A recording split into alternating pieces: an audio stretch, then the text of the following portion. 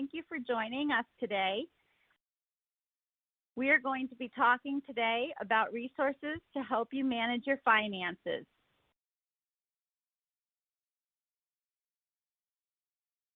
My name is Julie Gilbert, and I'm joined by my colleague, Kristen Earle. We're going to go over tips and tools for managing a budget, tracking expenses, planning for financial goals, and a lot more. In this session, we'll highlight some of our most popular financial aid resources, including the AAMC's Financial Wellness Program. So we have this wonderful tip card for managing your money during medical school. Within this tip card, you're not only going to find information about financing options and borrowing wisely, but we're also going to talk about managing your money, developing a spending plan, and also thinking about how to improve your credit and knowing your options for managing your student loans during residency. We're going to specifically talk about reviewing your financing options, getting organized, and developing a spending plan, and protecting and improving your credit score today. One of the first things that's important for students is to start to review your financing options and review them early and often. You'll want to start by looking into some scholarships that will help you pay for medical school, and maybe even consider some resources that can help you get the questions started with your financial aid administrator about how best to finance your education. Some of these resources can be found specifically from the FIRST program. The FIRST program stands for Financial Information, Resources, Services, and Tools. We have a wealth of information to not only help you as you're preparing for medical school, but also for managing your finances during medical school and then repaying your student loans wisely. Some of the most frequent resources used from the FIRST program include our fact sheets. These are 1 to 2 page articles that cover often confusing and somewhat overwhelming topics, such as figuring out how to apply for financial aid, the types of aid available, and thinking about how to borrow your money wisely and to cut down on some of the debt that you might not need to incur. I would encourage you to take a look at the whole section entitled Before Medical School, as these fact sheets are going to be specific to you as a pre-med student. We also have a number of videos and webinars, and you can get those at the URL that you see on the screen. We often have videos and webinars throughout each month where you can actually register to attend a live webinar, and then we will record the webinar and post it to this page. These webinars help students figure out how to manage their student loans, and also we often talk about budgeting and credit, as those are very important topics to students while they're in medical school. One of the easiest ways to get around the FIRST website is by using the search tool that we have available through the FIRST program. If you click on Search Financial Aid Resources, you're actually able to search by audience, by category, or by keyword. For instance, here I'm doing a keyword search on the word scholarship. When I click on Go, what's going to happen is it will bring up all of the resources about that specific topic. As you can see, all of these resources have the word scholarship in their name or in their description. This is a great way to get started so that you are looking specifically at the information that's most interesting to you at that particular time. We also have a database of programs that may be of interest to you. This database goes over information such as loan programs that may be available, repayment assistance programs, scholarships, and more. Right now, we have over 79 programs currently in the database. You can search this database by state and federal designations. I would encourage you to take a look at these programs and then click on the information to learn more and/or to contact that particular program directly. Many times students want to find scholarships to help with medical school, and the best way to do that is, one, to stop and talk with the financial aid office at the medical schools that you're interested in attending. Many times they'll have scholarships specific to students attending that school, or they may have scholarships for students that are from that community where the school is located. You can also use online resources such as fastweb.com, collegeboard.com, or scholarships.com. Many times students don't think about associations that they might be able to turn to for additional assistance, such as medical associations like the AMA or the National Medical Forum. They may forget about local and national foundations or even alumni associations. And then there are minority-specific organizations or religious or community affiliations that you may also have access to scholarships and just not be aware of. So I would encourage you to take a look at all possible resources. Just please tread lightly when you're looking for scholarships in the respect of being very careful. Unfortunately, there are many types of scams out there for students too. So you want to be sure to use caution when applying for scholarships. My rule of thumb is don't apply for any where you have to pay money to receive free money. Just doesn't make sense. Now, a lot of times students want to know, how am I going to finance my medical education? And the types of financing that is available to medical students is often the same kind of financing that you might get as an undergraduate student. Federal loans are most frequently used to fund a medical education. There's direct unsubsidized loans and a direct plus loan. These are both federal loans in which they are borrowed from the federal government, and these loans do not have to be paid on while in school.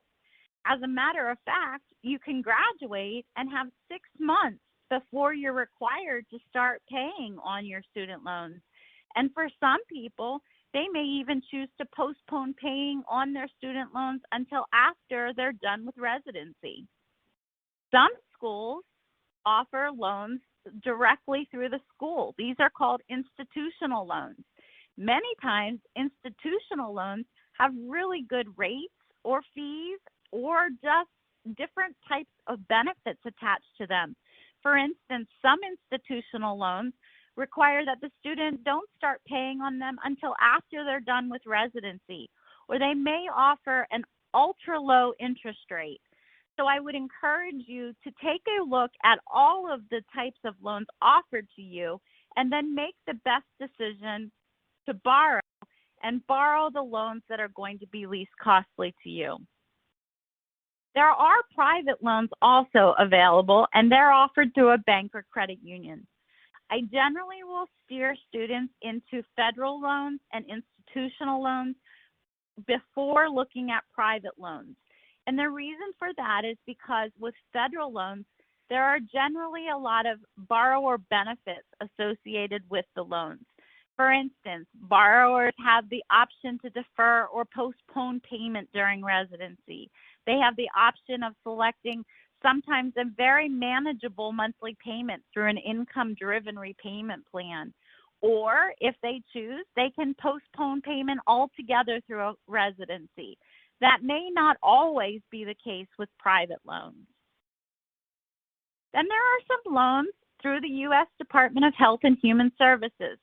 Not all schools are able to offer these loans. They're called loans for disadvantaged students, or LDS. And then there's primary care loans, or PCL loans. Those are for students who are primarily interested in going into primary care. Now, not all schools are going to offer these, and of course, not all students are going to be interested specifically in a primary care loan because they may not be interested in practicing in primary care.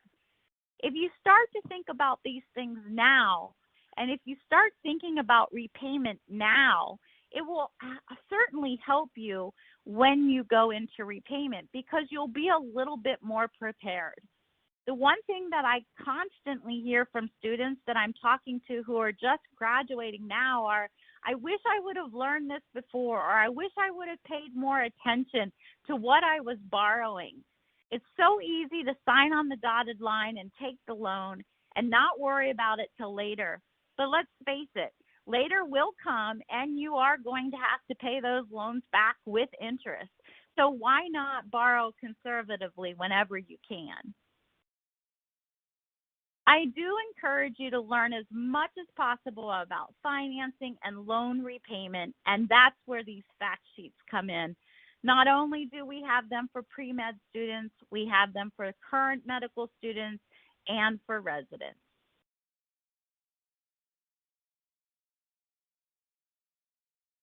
The next topic I wanted to talk about was getting organized. Being organized can take a load off of your mind when you're thinking about all the other things that go into applying to medical school and just being a medical student. So getting organized to me means knowing where your loans are, knowing all the information that you can about your loans, and then thinking about the future and repayment as well. The place that you can go to find your federal loan information is studentaid.gov.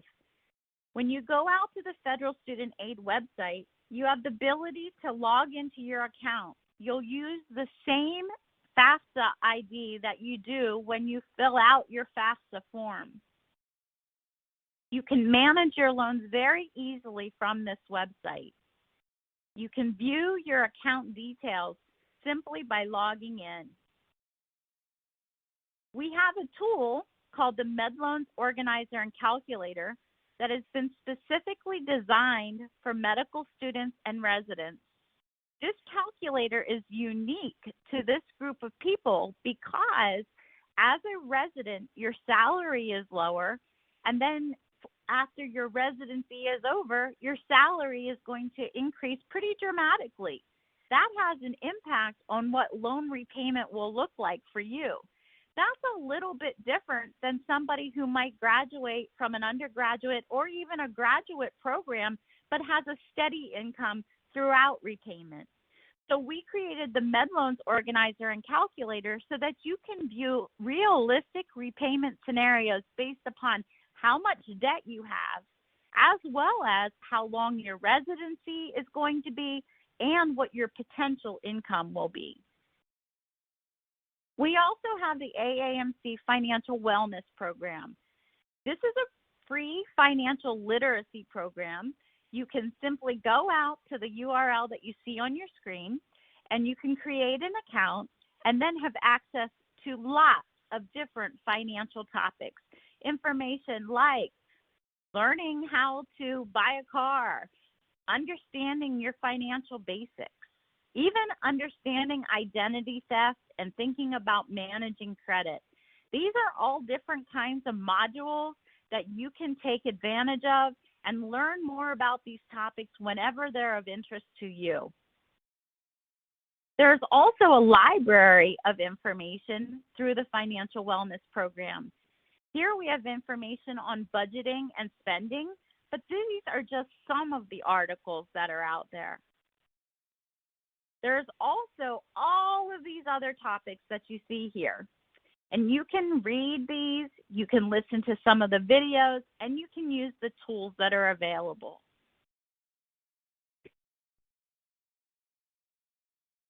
One of the best things for students to do is to start and develop a spending plan. Or yes, it's the B word, budget.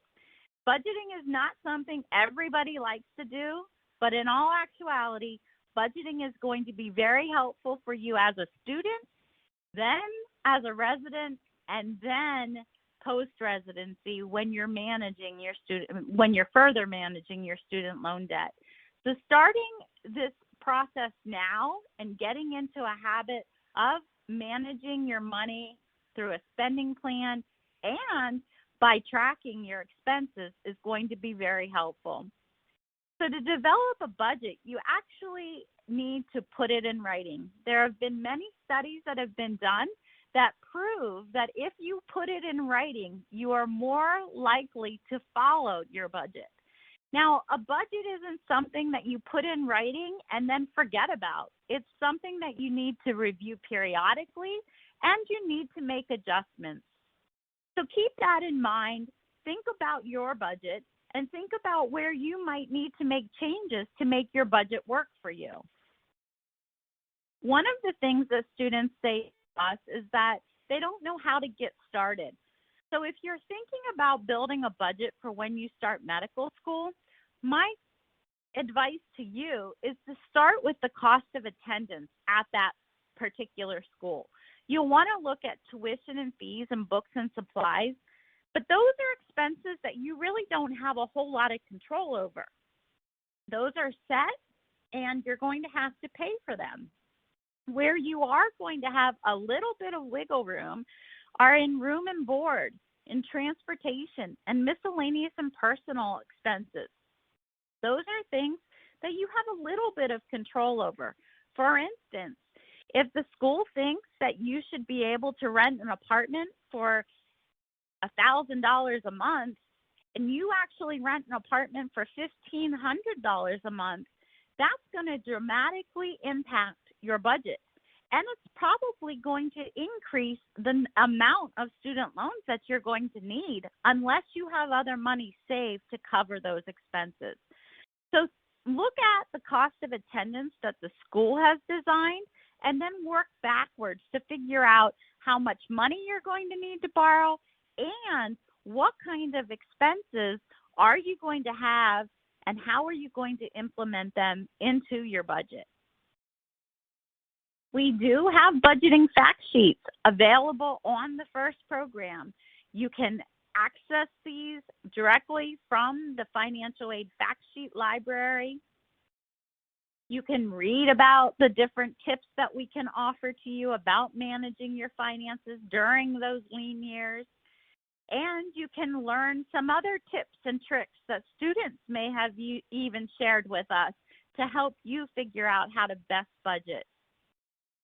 You can use the budgeting worksheet that's available on through the Financial Wellness Program. What's really great about this budget is once you set it, you can then actually track your expenses, and it will show you how much money you have spent in relation to the budget you've already set for yourself. It can tell you if you still have some money left to spend for that particular category, or if you've gone over. And if you find yourself going over every single month, that means you need to make some adjustments at some place, whether it be another expense, or perhaps maybe you haven't borrowed enough money. Maybe you've been too conservative and you're always coming up short. So those are just some things to consider. This is the budgeting worksheet that we have. Some people like pen and paper types of budget. I'm old-fashioned. I like an Excel spreadsheet, but pick something that works best for you. You can even use your phone or many apps that are out there today. The next topic is protecting and improving your credit. You might say, well, why do I need to think about this now? Well, I mentioned earlier that if you are going to apply for federal loans, sometimes your credit is important. For a direct unsubsidized loan, there isn't a credit check. But for your Direct Plus loan, if you should need to borrow a Direct Plus loan, they will do a credit check to see if you are eligible for the loan. So if you know you have any types of credit issues, This is going to be very important for you now. You can think about how can you improve your credit now. And the bullets that you see right here, always pay your bills on time. That's going to be one of the most important things you can do to affect your credit. Charge only what you can pay in full each month, if possible. Pay down your debt.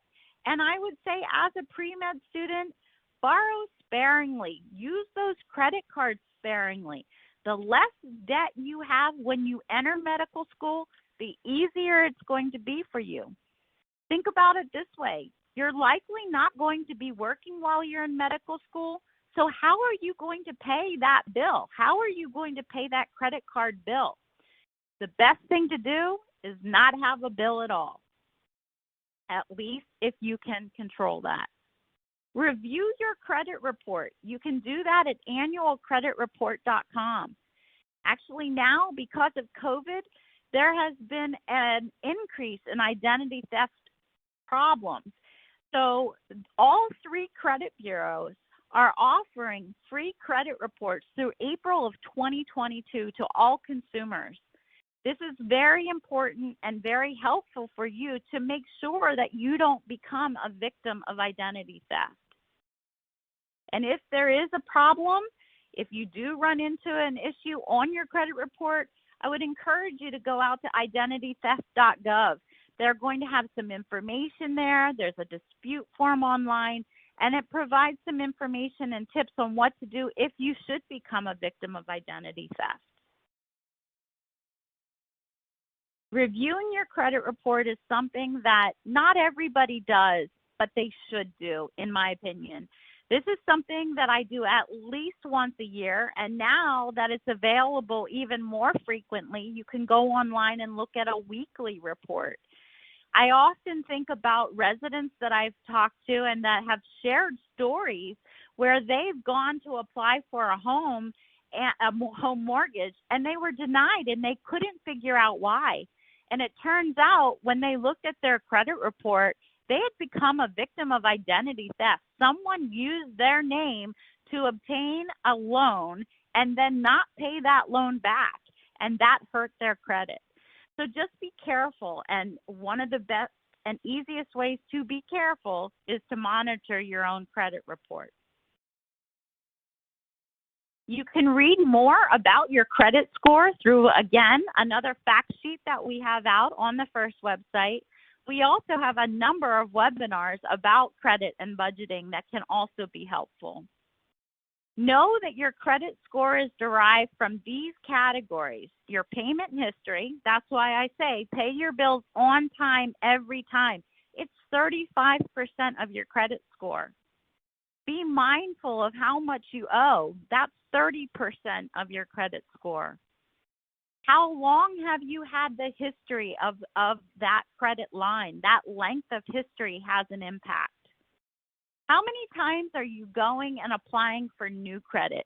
How many of you have ever gone to a store and they said, do you want to save 10% today? Well, just open this credit card. Well, whenever you do that, that also has an impact on your credit score. And then the types of credit you have. Student loans count as a type of credit. A car loan is a type of credit. A mortgage is a credit. So are credit cards. And all of those things have an impact on a percent of your credit score. It is really important to have good credit. Not only does it give you possibly better loan terms, maybe a lower interest rate, but you can also get approval faster, and you could possibly reduce your premiums or your security deposit. One of the best resources that we can offer to you is this publication called the Education Debt Manager. Not only does this go over information about applying for financial aid, understanding different types of loans, but it also talks about budgeting, credit, and identity theft. So I would highly encourage you to bookmark this publication, take a look at all of the other resources, including the tip card that I mentioned in the beginning, and then start planning and thinking about your future and how you're going to pay for medical school by putting all of these good resources to use. We're going to stop there because we really want this presentation to answer the questions that you have about financial topics and resources. So I really encourage you to ask questions. Kristen is going to take a look at all of the questions coming in, and she's going to ask those questions to me, and I'm going to do my best to provide answers to you or provide you with some tools or ideas and resources that are currently available on our website or perhaps other reputable resources. So I'm going to stop there, and we're going to see what questions have come in, and I'll turn it over to Kristen. Thank you, Julie, for that very helpful information. We do have several questions in the queue, so we'll go ahead and get started with our first question. How do student loans cover or translate over to living expenses while in medical school? That's a very good question. Actually, most students are going to borrow to cover their living expenses. So yes, a student loan will cover your rent and your food. Not only that, it's going to cover your tuition and fees and books and supplies. And that's why I say be careful about racking up debt before you get to medical school, because you don't want to have to take out a loan to cover a current expense that you have. Going into medical school with less debt is going to be easiest for most people to handle. Thanks, Julie. Moving on to the next question. I am a non-traditional student that must balance work and education. Any advice for non-traditional students? Actually, yes. We have a fact sheet out on the FIRST website about non-traditional students. And we describe non-traditional in a lot of different ways. And so one of those ways might be somebody that's older and has maybe a spouse and few children, and they're going back to medical school now, and they are looking at things a little bit differently. Maybe they're thinking about the fact that, you know, they had a steady income and now they're not going to have that. Now they're going to be living off of loans. So again, I would just encourage you to take a look at some of the resources that are out there. You're going to have different things to consider, such as maybe you're moving to another area. If you are married, is your spouse going to be working? If you have a home and you're moving to another location to go to school, do you have to sell that home? Child care, that's another thing. A lot of questions from non-traditional students in the respect that they've been working, they have some money saved. You know, how do I manage that in relation to student loans? And that's going to be a personal choice as far as what you use to pay for medical school versus what you borrow. But I would encourage you that if you have a specific question about non-traditional students or some specific questions around financing as a non-traditional student, I'd encourage you to email me at first@aamc.org, because I'd be happy to have an offline conversation with you as well. Next question, how early should I begin looking for scholarships? Well, it depends upon when you're starting school, and depending upon the program, they're going to have their own timeline. So I would say I would start looking now to find out what's out there. Find out what the program deadlines are currently. That way you can kind of walk backwards from when you're planning on starting medical school to figure out when you actually need to be applying for some of these scholarships, because they're all going to have different timelines and different deadlines. So being aware of what's already there can help you greatly when you're thinking about the timing. Thanks, Julie. And sticking with the theme of scholarships, is it possible to get a scholarship that will pay for all my expenses for all 4 years of medical school? That is an excellent question. And I'm sure some of you have probably heard that there are some schools that might be offering tuition-free types of programs. I'd encourage you to take a look at the medical school admissions requirements, or MSAR, to see some of that information. I would also say yes, there are some scholarships out there, but I want you to all be aware that I know many undergraduate students hear about students getting, a full scholarship to attend undergraduate. That's not always the case with medical school. It might be a little bit more difficult to come across those. So instead, you may need to look for some programs. Maybe it's getting a scholarship through National Health Service Corps if you're interested in working in primary care. Maybe if you're interested in the military, maybe you will go to the school in Bethesda, Maryland, and University Health Services, and they'll actually pay for your schooling as long as you're willing to provide that commitment of service post-schooling. So keep those things in mind. I would take a look out at our website.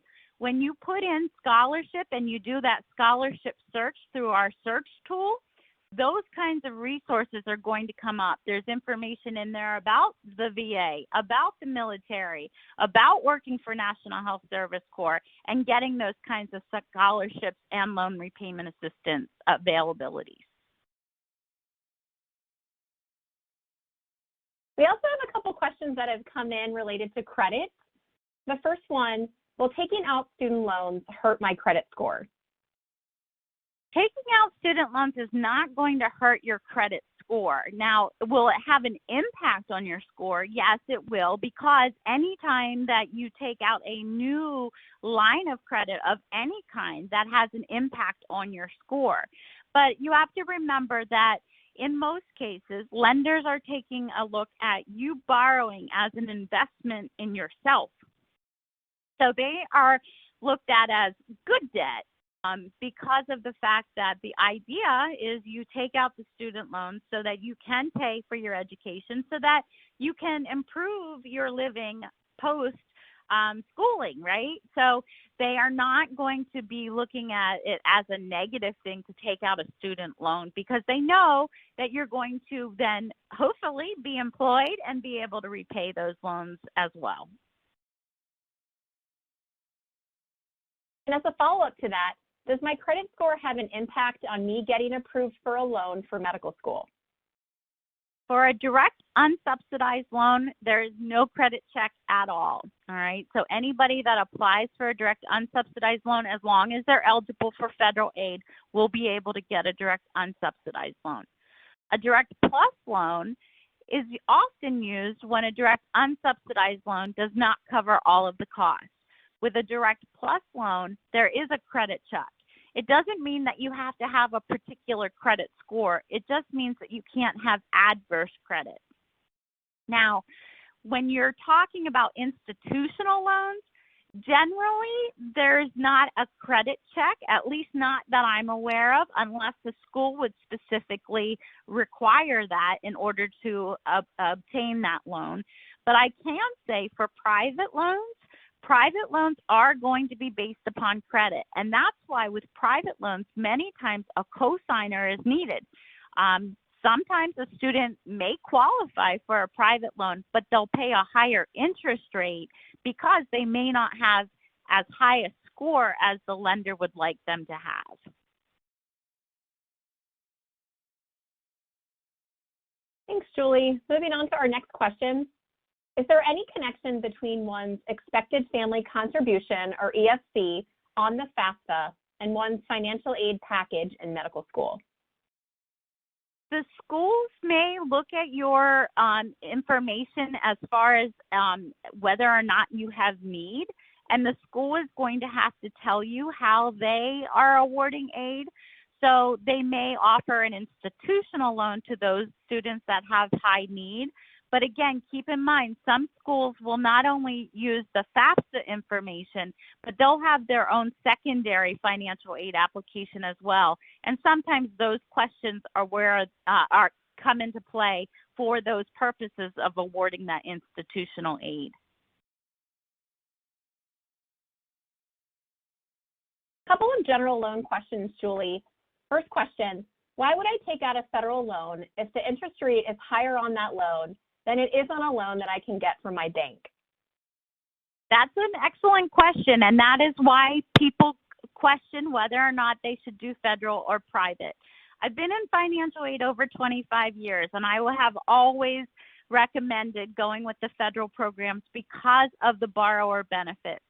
And what I mean by that is that a federal loan allows the student to attend school but not have to pay on that loan while they're in school. There are some private loans that might require a payment while you're in school, or after you're done with school, they might require you to make a payment based upon how much you've borrowed over a short period of time.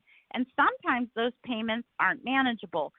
So with the federal programs, they offer you the option to not pay on the loan while you're in school. Maybe you choose to pay on the interest while you're in school. That's certainly a possibility.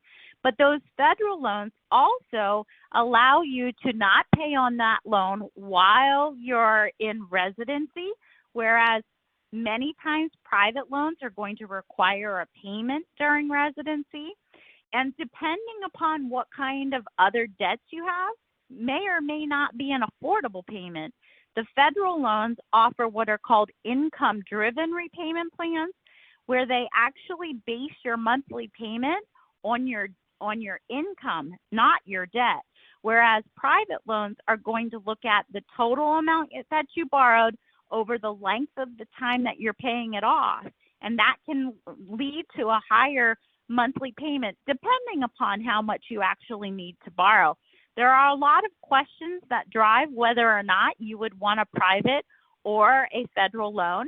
And I would encourage whoever asked that question to take a look at that fact sheet about federal versus private loans. We also have some videos out there about that because it is certainly a personal choice.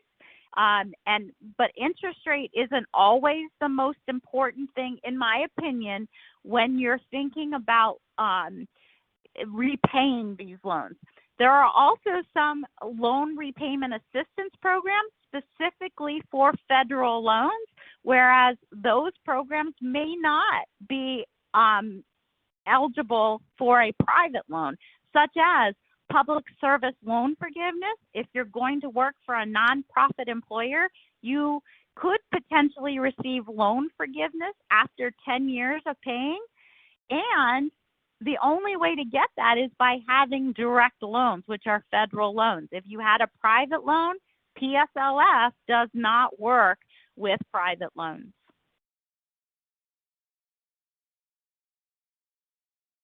Thanks, Julie. Next question. You said that we can get loans to pay for medical school, but I'm scared that I won't be able to afford the payments. What do you recommend? I say don't let the cost stop you from following your dreams.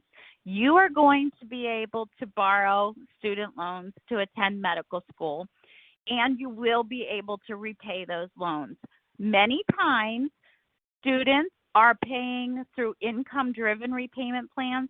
For instance, let's just say you borrowed $200,000 in student loans.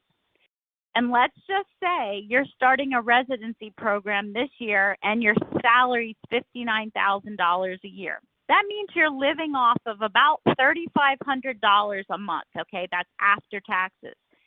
If you are in that situation and you're single, you could feasibly have a monthly payment of $330 even though you borrowed $200,000 in student loan debt.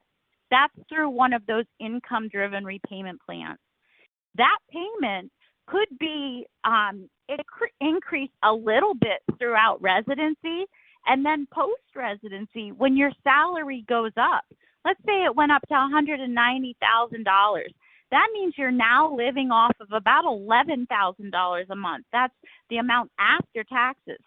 At that point in time, maybe if you stay in that income-driven repayment plan, your payment could maybe be $1,400 a month. But at that time, remember, you're living off of just about $11,000. At that point in time, you could make the decision to pay $4,000 or $5,000 a month and pay off your loans when you have that larger salary. So don't let the money scare you from following your dreams, because there are repayment options. There are loan repayment assistance programs. And again, for the person that's really concerned about borrowing, I highly encourage you to look for scholarships. Look for programs that are going to allow you to cut down on the amount of money that you need to borrow.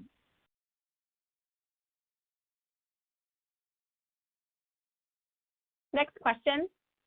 How do medical students typically pay off federal loans from their undergrad while in medical school? Excellent question. Thank you so much. That is one of the questions that's often a concern for students. They think, well, I'm going to be in medical school. I'm not going to be working, but I have all these loans from undergraduate.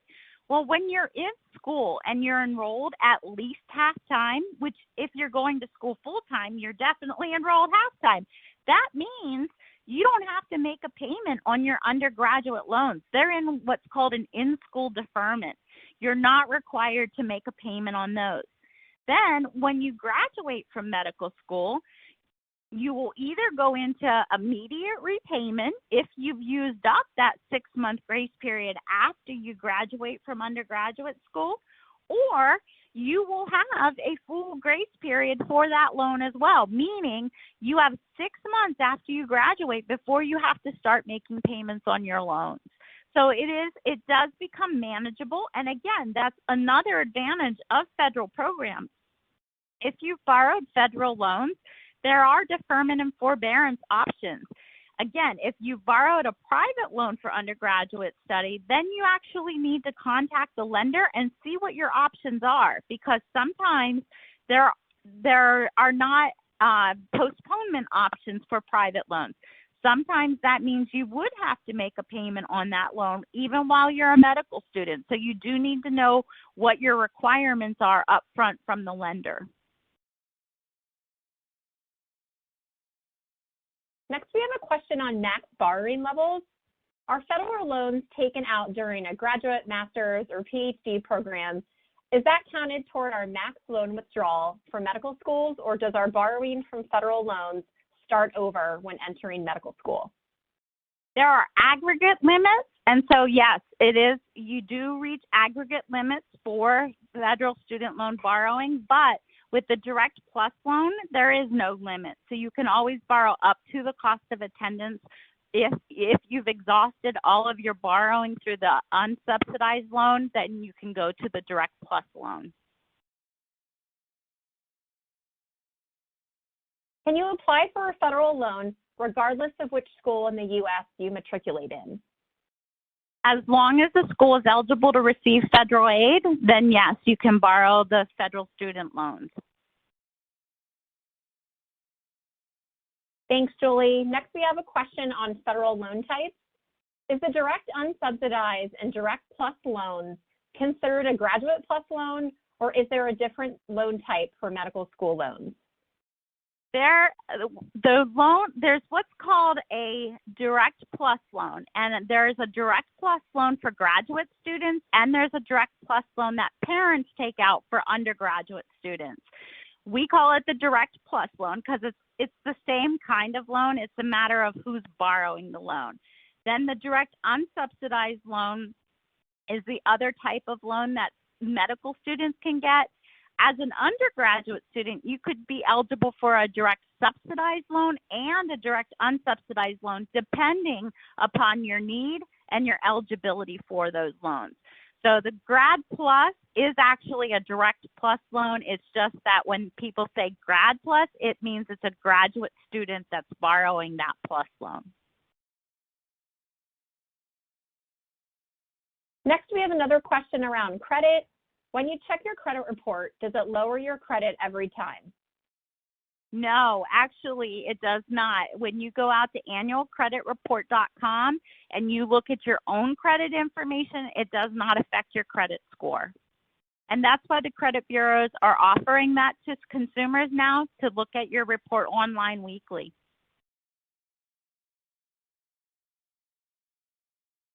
And if you have a mortgage, does that affect student loan availability?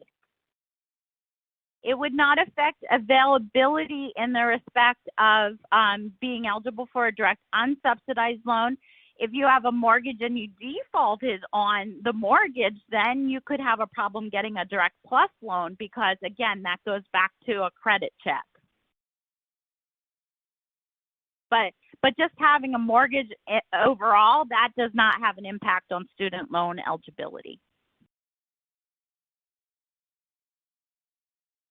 Are there student loans available for international students and students with DACA status? It depends. There are some programs, some school programs that work with DACA students, and so they may have specific funding programs set up. There are some programs that may be available for international students. It is all going to be dependent upon the program itself. I would encourage anybody that's listening that is a DACA student that has some questions about some resources to email me at thatfirst@aamc.org. I'm happy to send out some links to some additional information if needed. Thanks, Julie. Next question related to repayment options. What are the differences between income-based repayment options versus the standard payment plan? Excellent question. So there are standard repayment plans. We call them traditional repayment plans, and there's actually 3 that fall into traditional repayment plans. There's the standard repayment plan, which bases your monthly payment over based upon how much you've borrowed and a 10-year repayment term. There's a graduated repayment plan that's under the traditional grouping of payment plans. And with graduated, it just means that your monthly payment is going to increase every 2 years, but you still have 10 years to pay it off. Then there's an extended repayment plan, and that gives you 25 years to pay off your loan amount. Those are all traditional repayment plans. Then there's income-driven repayment plans, and there are a number of them. There's income contingent repayment plan, which actually bases your monthly payment on 20% of your discretionary income. There's income-based repayment. For those that have borrowed before July of 2014, your payment is based upon 15% of your discretionary income, still making it a manageable payment. And then there's actually 2 more called pay-as-you-earn and revised pay-as-you-earn, which when I said about your payment could be as low as $330 a month if your salary is $59,000, that's because that's based upon 10% of your discretionary income. That's through the pay and the repay plan. So they're all different, and they all have different features and benefits. The income-driven repayment plans are all going to drive your monthly payment based upon your income. Within that education debt manager that I referenced in the beginning, we actually have a chart that talks about all of the different repayment plans, the benefits and the features of all of those repayment plans. And then within the education debt manager itself, we have about a page for each of the repayment plans that talks a little bit about them, talks about the pros of the repayment plan and some things to consider when thinking about repayment.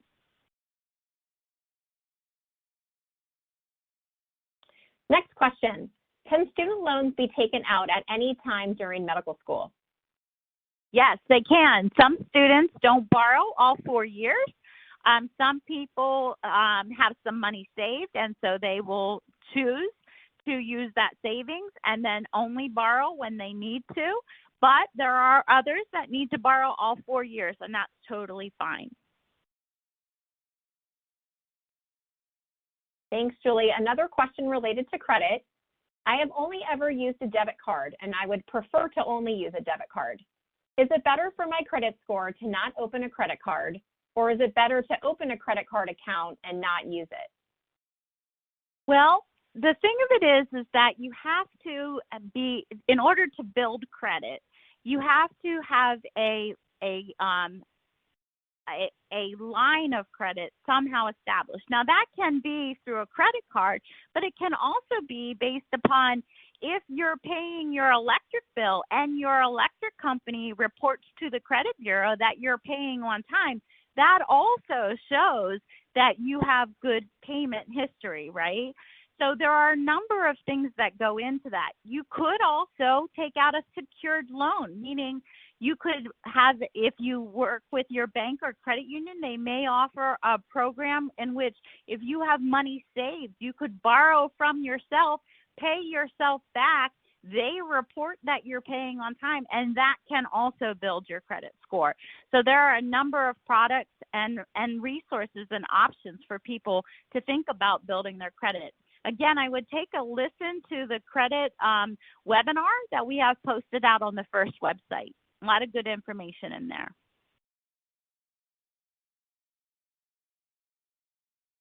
Julie, what are some resources available to help us pay back debts and increase our credit score?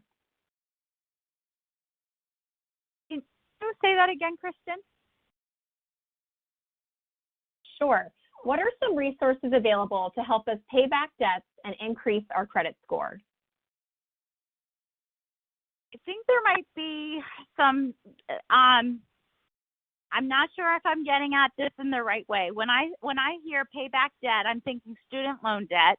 So then I would go to those loan repayment programs that are available through like the National Institutes of Health or National Health Service Corps, or maybe even some state loan repayment programs. As far as them increasing your credit score, that's probably not going to go hand in hand. Increasing your credit score would be maybe by having, again, a credit card and paying that credit card every single month on time and building and establishing your credit that way. Maybe it's having a cell phone and paying your bill monthly on time and things like that. That's what's going to build your credit and your credit score. Thanks, Julie. I think we have time for just a couple more questions. Moving to our next question, what is the average amount that medical school students borrow for the 4 years of medical school? The median amount of debt for the class of 2020 was $200,000. That's actually the same amount that it was for 2019. That being said, there are 54% of students that do borrow more than $200,000 as well. So it's truly an individual situation depending upon, what everybody's financial makeup and responsibilities and obligations are. And on average, how long does it take to pay off medical school expenses? That is an excellent question, and it is going to be up, in some cases, up to the borrower. The reason I say that is because when I was saying about, you could pay your loans back through an income-driven repayment plan, most people that choose an income-driven repayment plan are choosing that when their salaries are lower and they can afford a payment, but not a large payment. But then once their salary increases, what's going to drive them to repay their loan might be, I want to get rid of this debt as fast as possible. It might be, I'm thinking about loan forgiveness, so I'm still going to continue to make a smaller payment so that I could have some potential forgiveness. Or maybe there's some other financial goal that's motivating someone to pay their loans differently. So when I say it's dependent upon the borrower, it's hard to say because what happens when that borrower now has a jump in income up to $190,000 or higher and they have more financial means? Do they choose to pay larger payments to get rid of their debt? Or do they just make the minimum monthly payment because they're investing their money in some other kind of savings vehicle or some investment opportunity? Or maybe somebody took out, more debt. Maybe they have children and now they're putting their children through school. So maybe it's going to take them longer to pay off their medical school loans because they have these other financial obligations. So there's not really a set answer on that. It's going to be up to the borrower.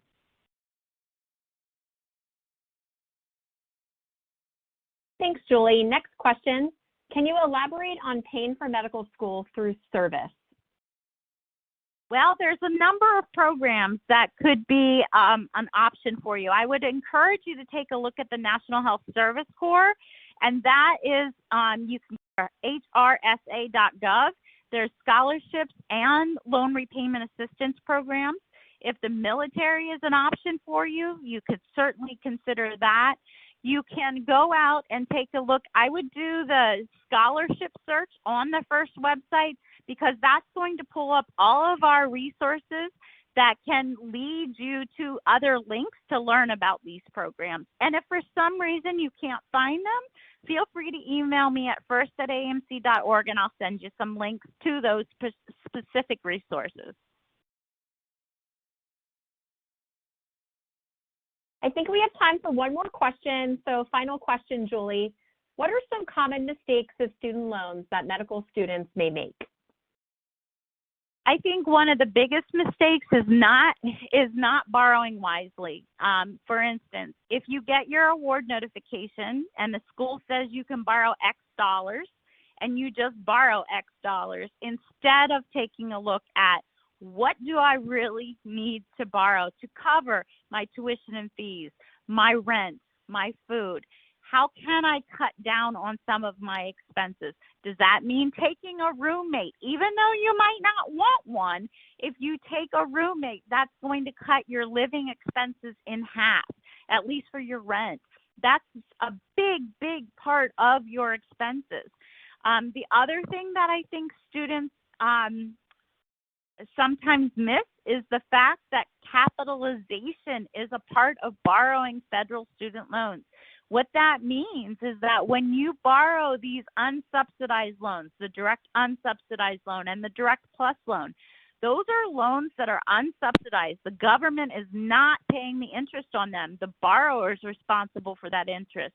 And you're going to pay that interest, maybe not while you're in school, but after you're done with school, all of that unpaid interest is going to be added to the amount that you borrowed. And then interest will continue to accrue. So the less money that you borrow will accrue less interest and will cost you less over time. So I would just say be aware of how these loans work. Participate in any of the types of sessions that you can get on financial aid. Talking with the financial aid administrators at the school is going to be another helpful tip that I would give to you. Well, thanks so much, Julie. Appreciate all the wonderful information that you shared here, and thanks to all the participants for the wonderful questions. And Julie, I'll go ahead and turn it back to you to close this out. All right, thank you. And again, everybody, I really do appreciate you joining us for this session. I know money and finances aren't always at the top of everybody's mind, but we do appreciate you joining in, and we encourage you to join in any of these that you hear about and to view the FIRST resources, because we truly are here to help you. We want to provide the information that you need, and I encourage you to reach out to us if you have any additional questions. So please enjoy the fair, and thanks again. Have a great day.